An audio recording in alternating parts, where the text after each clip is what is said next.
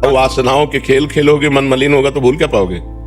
अरे धिक्कार है ऐसे जीवन को कि जो मनुष्य जीवन मिलने पर भगवान के लिए बात नहीं आई कि मैं भगवान को भूल नहीं पाती हूँ। ये जीवन का तो लाभ होना चाहिए। इन नाशवान शरीरों में आसक्ति करके, इंद्रियजन्य सुखों में भोग सुख का अनुभव करके मैं उनको भूल नहीं पाती, तो धिक्कार तुम्हारी बुद्धि को।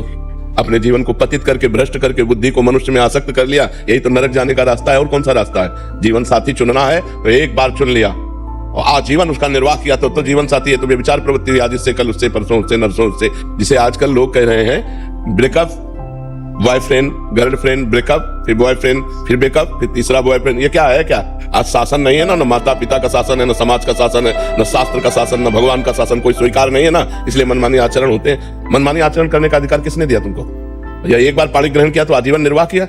अपने पर शासन नहीं, अपने धर्म को नहीं जानती हो, शरीर का बार बार अपवित्र होना, ये क्या है? मन शरीर में लगा हुआ है, मन अपवित्र हो रहा है, पाप का खजाना बन रहा है, नरक जाओ नरक भोगो। ये दुर्लभ मनुष्य देह का क्या लाभ मिला? आजकल यही प्रवृत्ति चल रही, तुम्हारी बात नहीं बच्चा, ये आजकल प्रवृत्ति यही चल रही है। ये कोई मतलब नई बात नहीं, यही प्रवृत्ति चल रही है। भगवान का नाम जप करो, संयम से रहो। अगर स्त्री शरीर है तो किसी एक पुरुष का एक बार वरण करो, आजीवन वरण करो, छूट जाए तो ब्रह्मचर्य से रहो, आजीवन ब्रह्मचर्य रहो। ये विचार प्रवृत्ति से नरक जाने का रास्ता होता है। त्रिविधम नरकस्य इदं द्वारम नाशन्मात्मनः कामः क्रोधः तथा लोभः तस्मादेत्यं त्यजेत्। ये 3 नरक के द्वार हैं, काम क्रोध लोभ।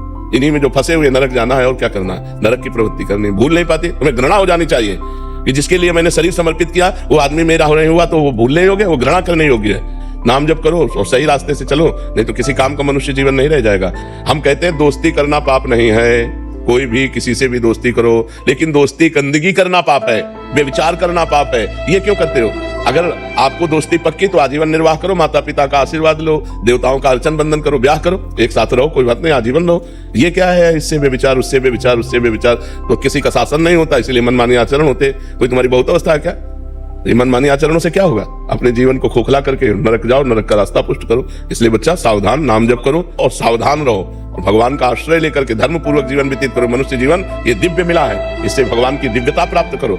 अब हम कहते हैं ठीक है गृहस्थ में जाना है, गृहस्थ में जाइए, लेकिन किसी एक पुरुष का ऐसा वर्णन करो।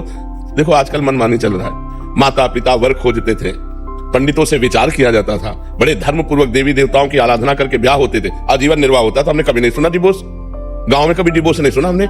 ये जो व्यभिचार प्रवृत्ति शुरू ना, गर्लफ्रेंड और बॉयफ्रेंड और लिव इन रिलेशन, यहाँ से शुरू हुआ डिवोर्स। नहीं, हमने कभी डिवोर्स नहीं सुना। आजीवन निर्वाह, क्योंकि माता पिता ने किया, देवी देवताओं का शास्त्र के पंडित के अनुसार अग्नि के फेरे लेकर, तब कहीं वो धर्म से चलो। इस तरह के मनमानी आचरण कोई भी मत करो, नहीं तो पछताना पड़ेगा। संसार का बड़ा विचित्र स्वरूप है, होश में चलना चाहिए। रवि प्रकाश विजय जी राजस्थान से।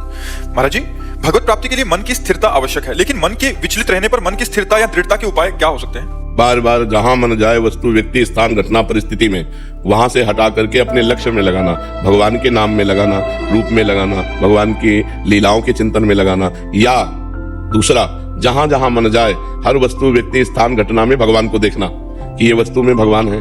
जब सृष्टि नहीं थी तब भगवान ही थे, जब सृष्टि नहीं रहेगी तो भगवान ही रहेंगे। तो बीच में क्या है? भगवान ही तो है। कोई ऐसी जगह नहीं, कोई ऐसा कण नहीं, कोई व्यक्ति नहीं जिसमें भगवान ना हो। तो जिस वस्तु व्यक्ति स्थान घटना पे मन जाए, वहां से हटा हटा करके भगवान के नाम में लगाना, या वहां भगवान का दर्शन करना कि इसमें भी तो भगवान है, इसमें भी तो भगवान है। तो हर समय भगवान का चिंतन करने से मन एकाग्र होने लगता है। ये अभ्यास करत करत अभ्यास के जड़मत होत सुजान, रस्सी आवत जात ही सिल पर होत निशान। तो जब हम बार बार अभ्यास करेंगे, अतिशय रगड़ करे जो कोई तो अनल प्रगट चंदन ते हुई, चंदन से आग पैदा हो जाए यदि अतिशय रगड़ की जाए। तो जब हमारी जबान में बार बार रगड़ होगी राधा राधा राधा, या जो नाम प्रिय हो, और बार बार मन हटाकर राधा राधा राधा, तो हमारा मन एकाग्र होने लगेगा।